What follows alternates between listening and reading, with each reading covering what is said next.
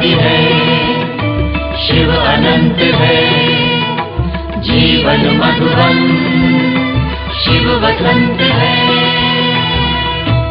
अजर अमर शिव पिता अजन्मा है, निराकार है, सत्य सनातन है। सत्यम शिवम। ओम शांति। 5 अक्टूबर 2024 सुनते हैं आज के ईश्वरीय महावाक्य। शिव भगवान वाच प्रातः मुरली ओम शांति बाप दादा मधुबन। आज बाबा की मुरली का सार है। बाबा बोले, मीठे बच्चे, बाबा आया है। कौन बाबा आया है? शिव बाबा। शिव बाबा आया है तुम बच्चों से, बच्चों माना आत्माओं, बच्चों से दुख धाम का संन्यास कराने। यही है बेहद का संन्यास। बाबा कहते हैं कि मीठे बच्चे, बाबा आया है तुम बच्चों से दुख धाम का संन्यास कराने। यही है बेहद का संन्यास। आज का प्रश्न है, उन सन्यासियों के संन्यास में और तुम्हारे संन्यास में मुख्य अंतर क्या है? उन सन्यासियों के संन्यास में और तुम्हारे संन्यास में मुख्य अंतर क्या है? उत्तर है, बाबा कहे, वे सन्यासी घर बार छोड़कर जंगल में जाते, लेकिन तुम घर बार छोड़कर जंगल में नहीं जाते हो। तो फिर कहाँ जाते हो? बाबा ने कहा, तुम घर बार छोड़कर जंगल में नहीं जाते हो, घर में रहते हुए सारी दुनिया को कांटों का जंगल समझते हो। सारी दुनिया है कांटों का जंगल, तो तुम बुद्धि से सारी दुनिया का संन्यास करते हो। क्या बाबा ने कहा कि तुम आत्माएं बुद्धि से सारी दुनिया का संन्यास करते हो। अच्छा, ओम शांति, ओम शांति। आज बाबा ने कहा, रूहानी बाप रूहानी बच्चों को रोज रोज समझाते हैं, क्योंकि आधा कल्प के बेसमझ है ना। आधा कल्प तो समझदार थे, लेकिन आधा कल्प के बेसमझ हैं, तो रोज रोज समझाना पड़ता है। पहले पहले तो मनुष्यों को शांति चाहिए। आत्माएं सब असुल रहने वाली भी शांति धाम की हैं। असुल माना रियल, है ना। असली में बाबा ने कहा कि कहाँ की रहने वाली आत्माएं? शांति धाम की। बाप तो है ही सदैव शांति का सागर, वो तो सदैव ही शांति में ही रहते हैं। तुम अभी शांति का वर्षा प्राप्त कर रहे हो। कहते हैं ना, शांति देवा, अर्थात हमको इस सृष्टि से अपने घर शांति धाम ले जाओ। बाबा कहता है, ये तो बुद्धि की बात है ना, देह और देह की दुनिया में रहते हुए शांति धाम में ले जाओ। तो कैसे जाएंगे शांति धाम में? बुद्धि से जाएंगे। तो बाबा ने कहा कि बच्चे भगवान को सब याद करते हैं, कहते हैं हमको इस सृष्टि से अपने घर, अपना घर कहाँ? शांति धाम। आत्मा का मूल स्वधर्म क्या है? शांति। तो शांति धाम में ले जाओ अथवा शांति का वर्षा दो। देवताओं के आगे अथवा शिव बाबा के आगे यह जाकर कहते हैं कि शांति दो, क्योंकि शिव बाबा है शांति का सागर। अभी तुम शिव बाबा से शांति का वर्षा ले रहे हो। बाप को याद करते करते तुमको शांति धाम में जाना है जरूर। बाप को याद करते करते तुमको शांति धाम में जाना है जरूर। याद नहीं करेंगे तो भी जाएंगे जरूर। याद इसीलिए करते हो कि पापों का बोझा जो सिर पर है वह खत्म हो जाए। बाबा ने कहा, बच्चे तुमको शांति धाम में जाना है जरूर। बाप को याद करते करते तुमको शांति धाम में जाना है जरूर। नहीं याद करेंगे तो भी जाएंगे जरूर। इसीलिए कहा, याद करते हो कि पापों का बोझा जो सिर पर है वह खत्म हो जाए। शांति और सुख मिलता है एक बाप से, क्योंकि वह सुख और शांति का सागर है। बाप जो है सुख शांति का सागर है, तो बाबा कहते हैं कि शांति तो मिलनी ही है, लेकिन जब भगवान बाप को हम याद करते हैं तो उससे क्या होता है, हमको क्या फ़ायदा मिलता है, हमारे जो पापों का बोझ है वो ख़त्म हो जाता है। वैसे तो शांति धाम जाएंगे ही, लेकिन जब पापों का बोझा ख़त्म हो जाता है तो बाबा ने कहा सज़ा नहीं खाते हैं, और सज़ा ना खाने से जब हमारा याद से ही पापों का बोझा खत्म होता है तो हमको उच्च पद मिलता है। इसलिए बाबा ने कहा कि याद मुख्य है, वह चीज़ भी मुख्य है। शांति को मुक्ति भी कहा जाता है, और फिर जीवन मुक्ति और जीवन बंध भी है।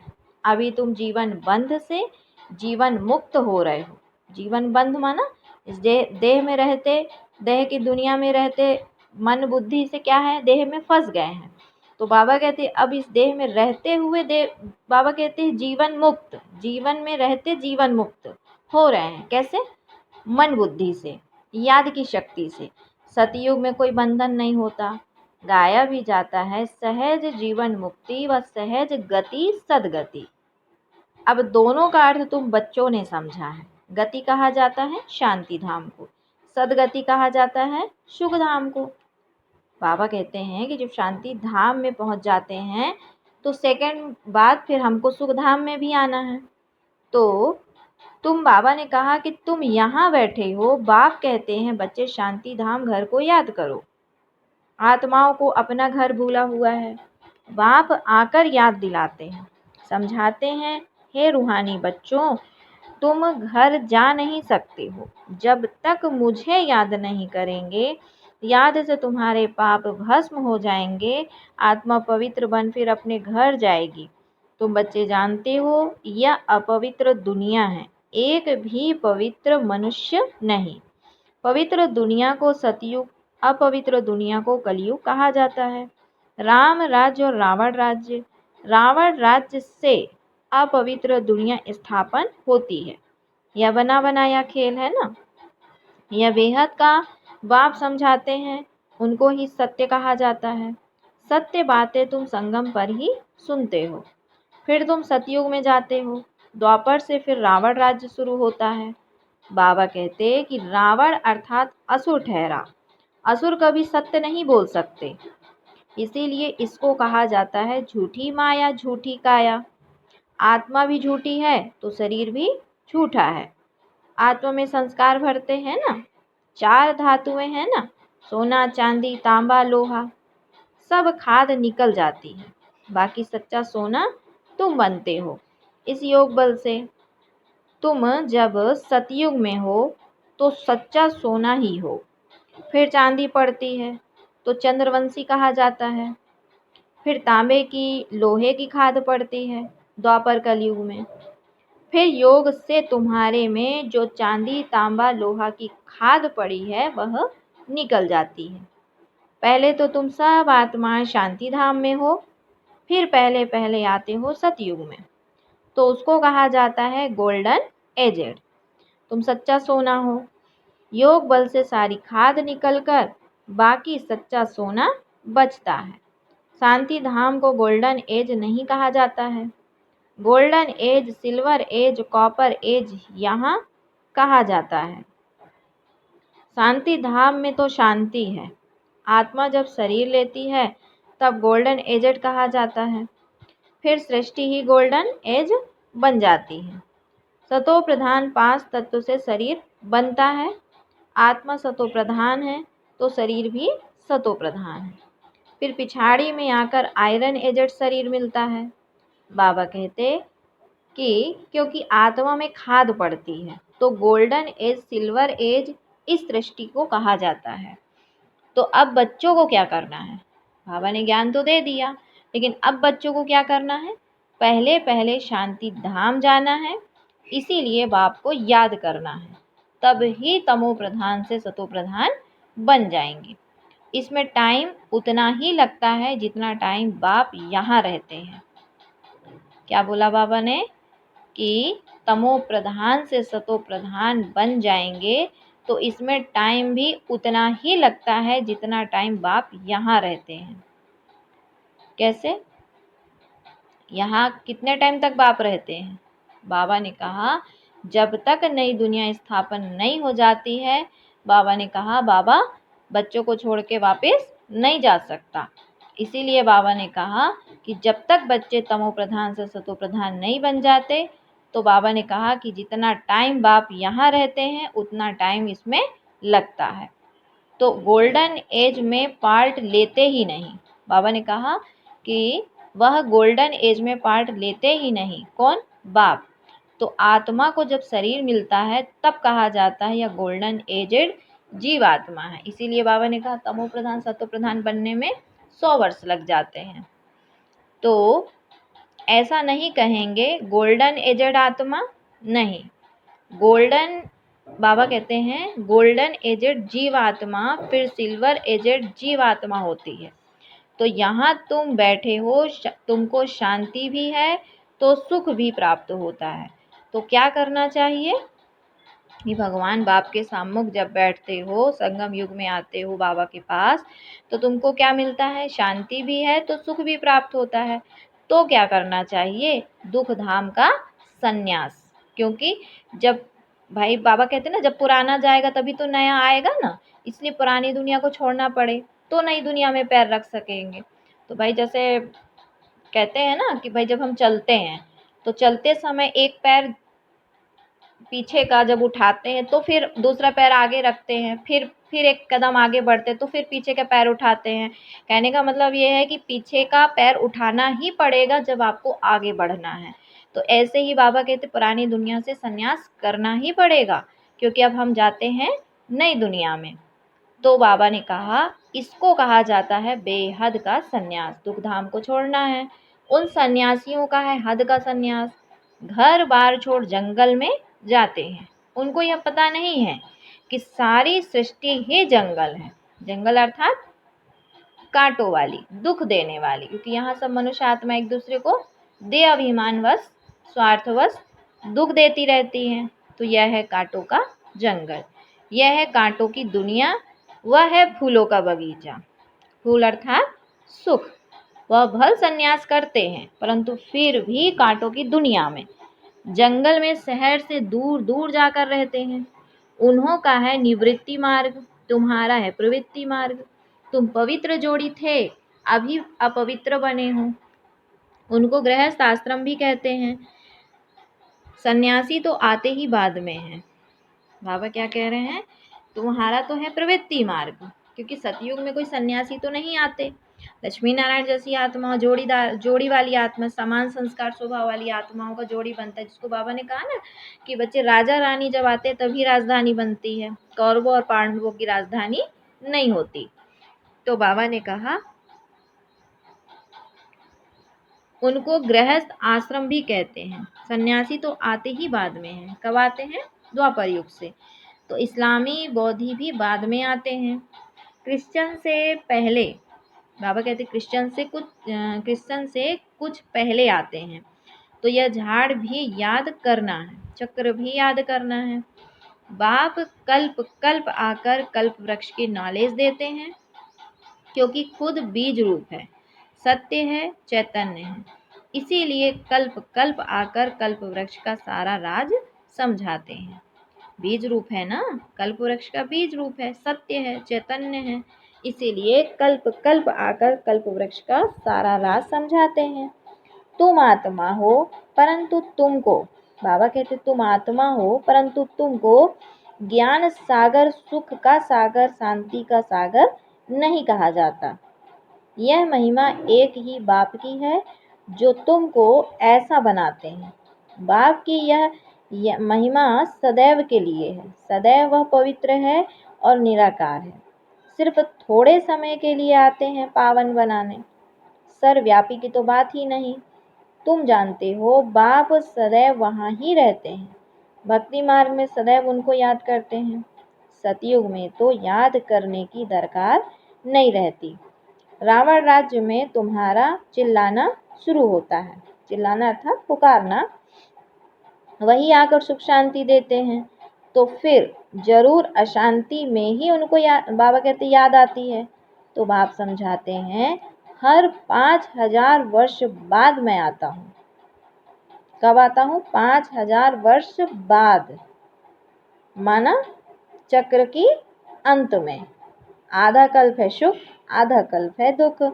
आधा कल्प के बाद ही रावण राज्य शुरू होता है। इसमें पहला नंबर मूल है देह अभिमान।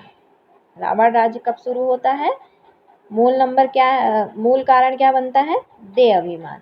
उसके बाद ही फिर और विकार आते हैं। अब बाप समझाते हैं, अपने को आत्मा समझो, देही अभिमानी बनो। आत्मा की भी पहचान चाहिए। मनुष्य तो सिर्फ कहते हैं आत्मा भ्रकुटी के बीच चमकती है। अभी तुम समझते हो वह है अकाल मूर्त। उस अकाल मूर्त आत्मा का तख्त यह शरीर है। बाबा ने कहा, उस अकाल मूर्त आत्मा का तख्त यह शरीर है। आत्मा बैठती भी भ्रकुटी में है। अकाल मूर्त का यह तख्त है। सब चैतन्य अकाल तख्त है। वह अकाल तख्त नहीं जो अमृतसर में लकड़ी का बना दिया है। बाप ने समझाया है कि जो भी मनुष्य मात्र हैं, सबका अपना अपना अकाल तख्त है। तख्त माना कुर्सी, तो बाबा कहते हैं ना आत्मा का भी तख्त है। सोफा जिसको कहते हैं ना बैठती है आत्मा, तो ये मस्तक प्रकृति के बीच जिसको तख्त बोला, यहाँ आत्मा बैठती है। आत्मा आकर यहाँ विराजमान होती है। सतयुग हो या कलयुग हो, आत्मा का तख्त है ही यह मनुष्य शरीर है। तो इतना बड़ा शरीर, लेकिन आत्मा बैठती कहाँ है? भ्रकुटी बीच में। तो बाबा ने कहा है ही यह मनुष्य शरीर। तो कितने अकाल तख्त हैं? जो भी मनुष्य मात्र हैं, अकाल आत्माओं के तख्त हैं। आत्मा एक तख्त छोड़ झट दूसरा लेती है। शरीर को तख्त बोला बाबा ने, तो जब शरीर छोड़ती है तो फिर झट दूसरा लेती है।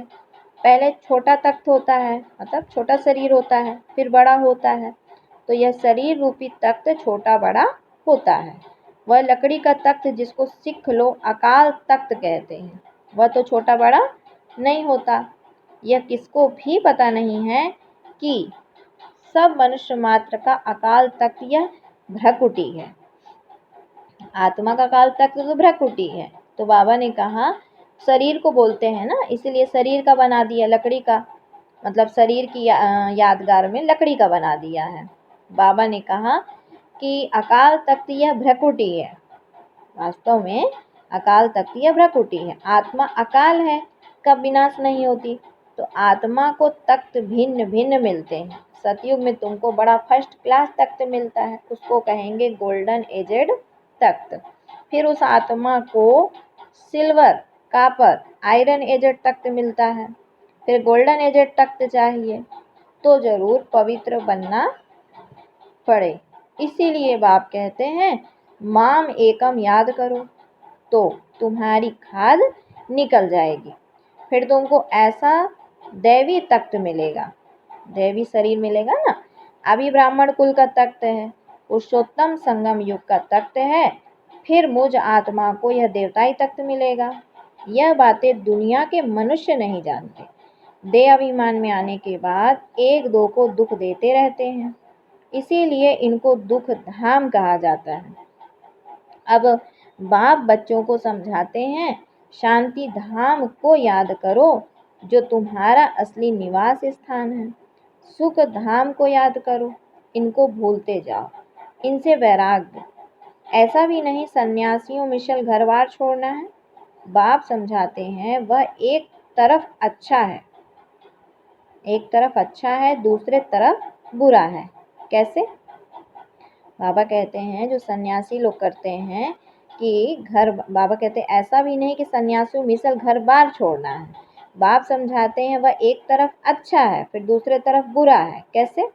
तुम्हारा तो अच्छा ही है, उनका हठ योग अच्छा भी है बुरा भी है। क्योंकि देवताएं जब वाम मार्ग में जाते हैं तो भारत को थमाने के लिए पवित्रता जरूर चाहिए, तो उस हिसाब से उनका सन्यास भी अच्छा है। भारत में नहीं तो देवी देवताएं बहुत तेजी से अपवित्र बने।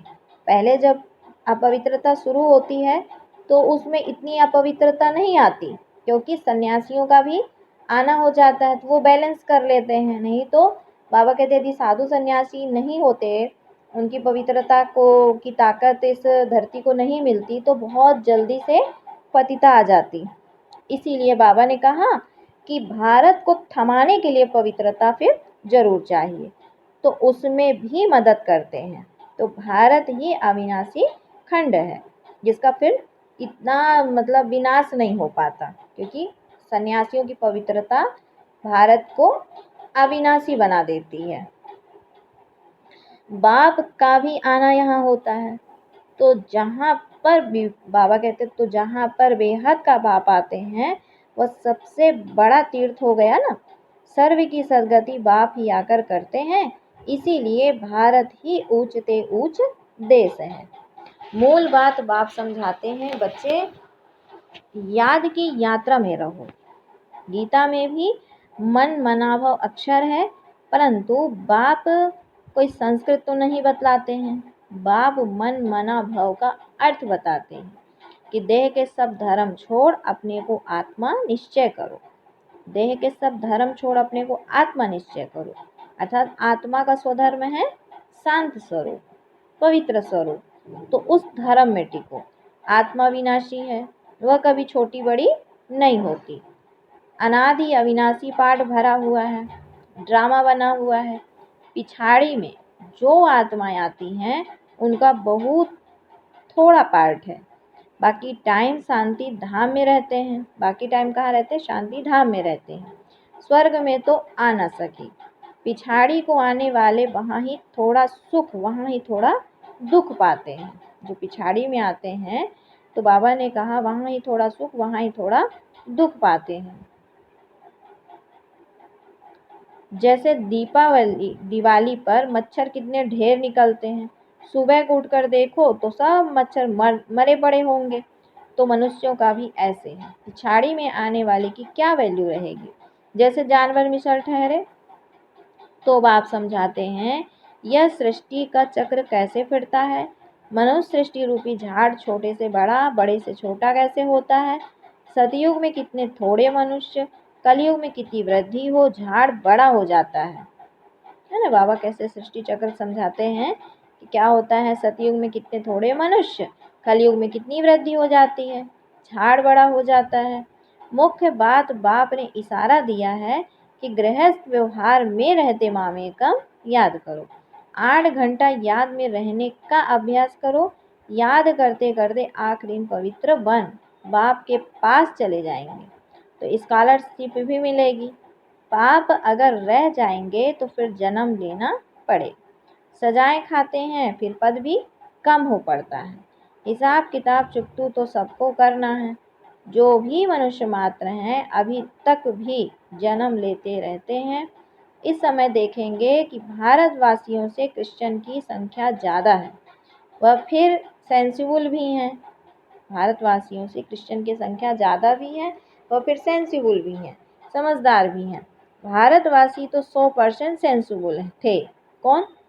जो भारतवासी थे। अभी तो क्रिश्चियन हो गए ना इतने ज़्यादा, लेकिन बाबा ने कहा सेंसिबल कौन थे? भारतवासी।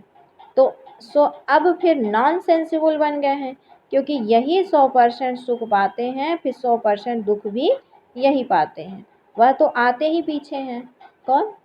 जो क्रिश्चियन होते हैं वो पीछे आते हैं, तो पीछे आने की वजह से वे ज़्यादा पतित भी नहीं बनते और ज़्यादा पावन भी नहीं बनते। ज़्यादा पतित ना होने से ज़्यादा दुख भी नहीं पाते और ज़्यादा पावन ना होने से ज़्यादा सुख भी नहीं पाते, तो बीच में होते हैं। इसलिए बाबा ने कहा सबसे ज़्यादा दुख भी तुम्हें है, सुख भी तुम्हें है, और सबसे ज़्यादा पतित भी तुम हो, पावन भी तुम हो। इसलिए बाबा ने कहा वह तो पीछे आते हैं। बाप ने समझाया है क्रिश्चियन डिनाइस्टी का श्री कृष्ण डिनाइस्टी से कनेक्शन है। बाप ने समझाया क्रिश्चियन डिनाइस्टी का श्री कृष्ण डिनाइस्टी से कनेक्शन है। क्रिश्चियन ने राज्य छीना, फिर कृष्ण डिनाइस्टी से ही राज्य मिलना है। क्या कहा बाबा ने? बाबा कहते हैं क्रिश्चियनों ने राज्य छीना और क्रिश्चियन से फिर कृष्ण से फिर वो राज्य प्राप्त हो जाता है। तो इस समय क्रिश्चियन का जोर है, उन्हों को भारत से ही मदद मिलती है। क्रिश्चियनों का जोर है और उन्हों को भारत से ही मदद मिलती है। फिर क्रिश्चियन को किससे मदद मिलेगी? भारत से। तो अभी भारत भूख मरता है, तो रिटर्न सर्विस हो रही है। अभी भारत भूख मरता है तो रिटर्न सर्विस हो रही, यहाँ से बहुत धन, बहुत हीरे जवाहर आदि वहाँ ले गए, बहुत धनवान बने तो अब फिर धन पहुँचाते रहते हैं। अच्छा, वो वहाँ ले गए हमारे भारत का, अब पहुँचाते रहते हैं, तो उनको मिलने का तो है नहीं, तो अब तुम बच्चों को तो कोई पहचानते नहीं कि तुम ही भारतवासी हो, तो तुमको युक्ति से सब वापस मिल रहा है।